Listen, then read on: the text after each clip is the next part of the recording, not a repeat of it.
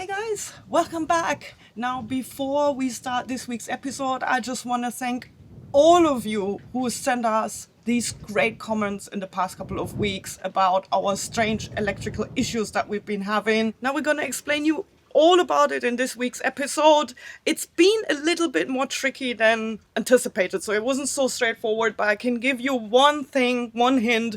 It did have to do with our alternator. We're also already in hurricane season, so guys, it was more tricky for us to troubleshoot. We can't just disable things in the boat while we're somewhere in the outer reef or the atoll. So that's the reason why we came here to Red Rock Marina to tackle this issue once and for all. But you guys have to wait till the end of the video, because before that we're gonna have some serious fun.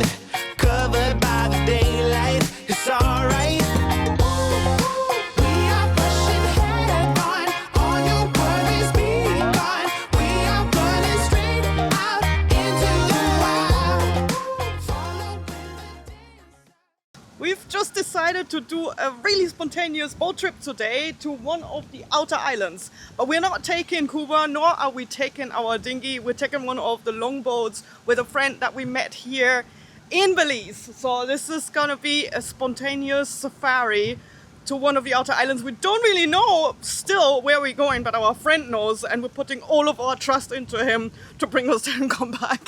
But I hope it doesn't break. We'll be fine! So this is gonna take about 45 minutes to get to the outer barrier reef. But it does only have one engine, but it's 250 horsepower. So this is gonna be very, very different to the trips that we are taking, guys, because we can reach a maximum of 15 knots on our dinghy, and I believe this probably makes almost twice. I think we figured out what the problem with the electricity is. We're gonna let you know once we come back from the island. Because we've been working for the past like 3 and weeks. then we're gonna let you know what we figured out that the problem is with all the malfunction and everything with the electric issue that we have. We're gonna travel at speeds we usually don't travel. It's gonna be awesome. I just love speed.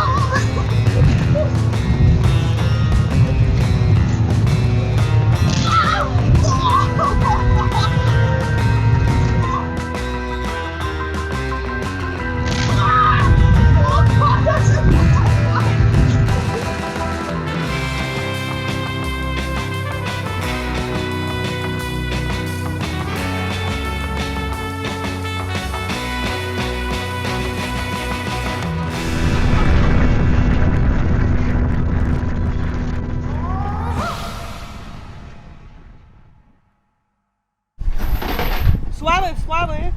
It's getting more shallow here. Hola.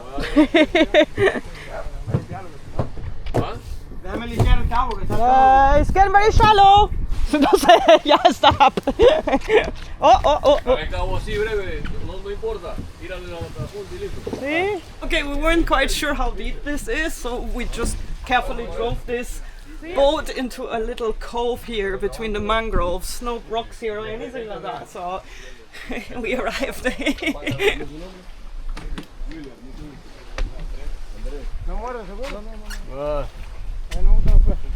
Yo no quiero, la última vez me mordió uno. It's like the Maldives. Okay.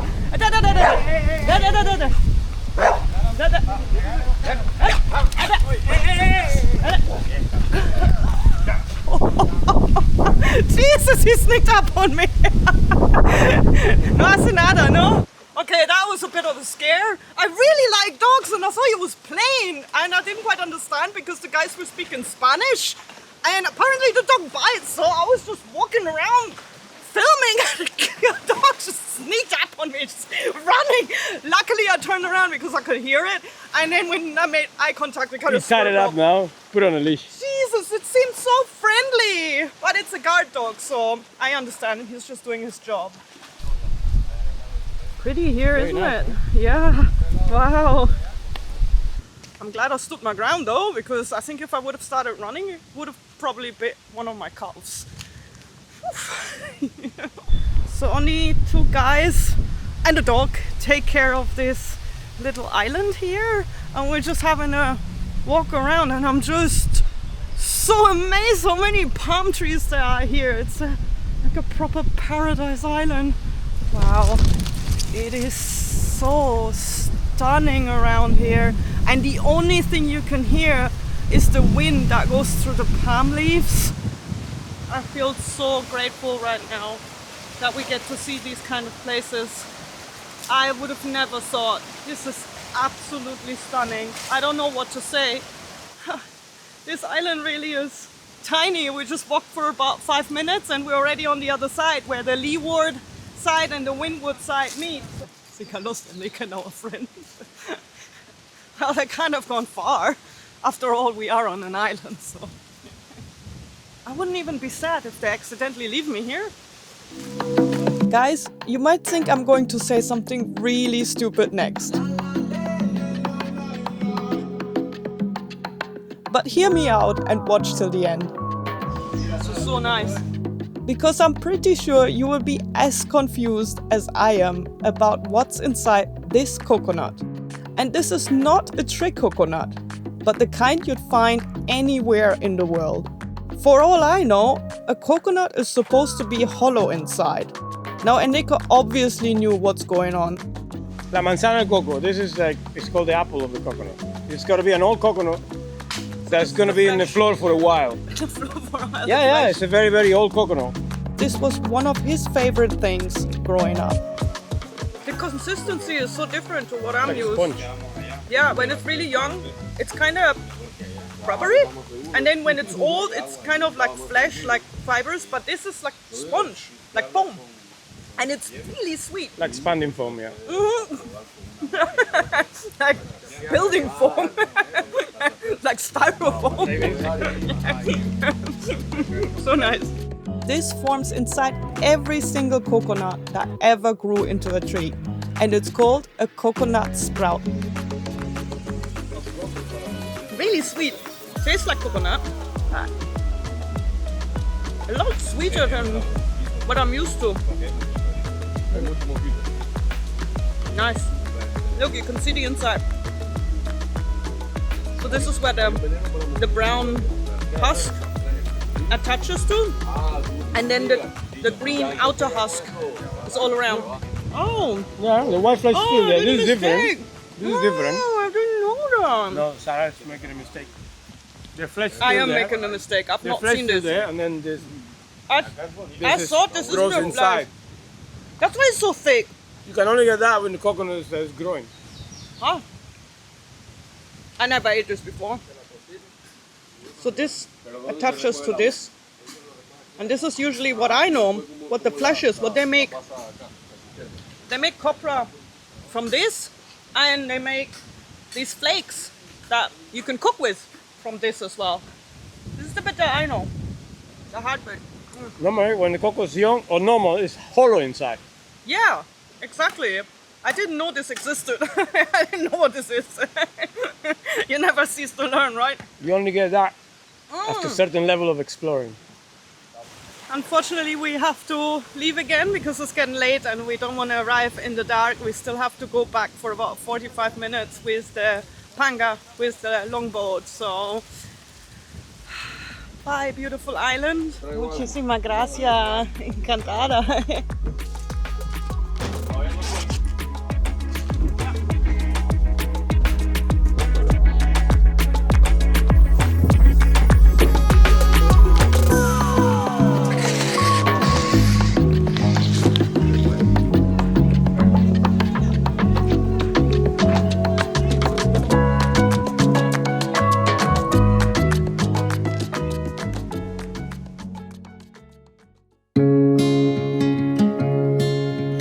As you guys remember, we recently limped our way back from Guatemala to Belize with a ton of strange electrical issues that we just couldn't figure out. So before we went to Red Rock to change our sails, we stopped in Plasencia to meet the only guy who could possibly help us. I'm so glad we found Freddy here, just around the corner. We are actually anchored 2 minutes away. Yeah, that's what a coincidence. He's right in our neighborhood. We found him on Facebook. He does all the work for all the charter boats and everything. So he has his own workstation here for alternators, starter motors and everything. I can see that. And he's the only guy here that will be able to fix that. Otherwise, there's nobody else. I think it's the voltage regulator going out of whack. 15.4. There's too much power coming in. Now the wind generator is disabled up there and downstairs as well, so that's not interfering anymore. And that was the only piece of equipment that we added since this has been happening. Sporadically, from time to time, the voltage spikes to like 17, 20 volts, and the more you accelerate, the more the voltage goes up. You would never suspect that he has all of this here, directly behind the lodge, so this is a really nice surprise in the morning. And I'm still waking up, guys. After receiving tons of great comments from some of you guys and our Patreons, we highly suspected the fault might be the alternator. All our gauges, including RPM, temperature, fuel and voltage, were fluctuating in sync with the engine revs. We knew it was not linked to our lithium bank because this one lays in a completely separate circuit. That has a dead short. That's directly charging without even the regulator. The problem is this was touching on that, see? See, it was touching in there and it shorted out. Okay, that's okay. This stator puts out alternative current of AC current. And then the current passes through this rectifier converts it to DC. to DC, and then the regulator excites the rotor, or what we know locally as the armature, but it's actually a rotor. And this is the slip ring, so the brushes through the regulator, passes current to that, it puts out 5 ohms, and then it regulates itself there depending on... So which one is the positive here? The positive is this side. That's the negative side. This is the positive side. So, and it touched... It didn't touch negative or positive. It went straight to AC current. Like, The AC current could have burned up your depth finder, your everything, all your meters, all your anything that's electronic. right, it doesn't, no longer spins that way. But that's an easy fix, the bearing. It sees right in our hand as the nickel was spinning it. A diode is a faucet, electrical faucet. It only reads one way. And if it reads both ways, it's burnt. This is burnt. Okay, so now it's not touching now, see? Yeah. So now it's free, see? No power there. That means that's okay now. Yeah. The thought of this almost wrecking our engine if we would have left it is really stressing me out right now. But I am so glad that we're now We're always having on top of it. the option of You're in the testing hands it. of Freddy! The bearings is what caused the whole problem. By now we confirmed that one of the bearings was gone and the alternator had shorted and burned one of the positive diodes. Burn one of the positive diodes. The rotor also shaved part of the stator. Now the one thing we initially suspected to be the problem, the voltage regulator, was actually the only thing that was working still. As you can see, the rotor has removed part of the insulation on the stator. Once you have a short from this, that's AC current going directly into everything and it'll burn everything out. Initially we came here because we thought something is wrong with the voltage regulator, but now it seems like Something is wrong with I think the voltage regulator is the only thing that's good. So this is touching. Yes, because it's bent. over here the insulation has there you come go. off. That's where it would short. So we just changed the bearings now. That's good because the bearings were completely gone. So after a little clean of the rotor slip rings for good contact with the carbon brushes, our alternator was ready to be put back together again. It's the moment of the truth. We're going to be testing it now, and now nothing should be touching anymore and it should all run really smoothly.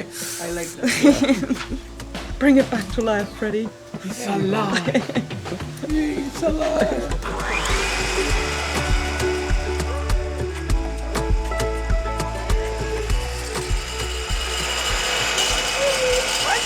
It's alive! But also not too alive. Like before. Yeah, we don't want it to be too alive. Yeah, it was so too alive 14.2. before. I'll just charge up my battery a little. In a world of disposable gadgets, we truly appreciate the rare souls who still know how to fix things and understand electricity. People like Freddy with his self-made diagnostic tools who take so much pride and patience in every repair. Thank you for keeping the lights on. Oui.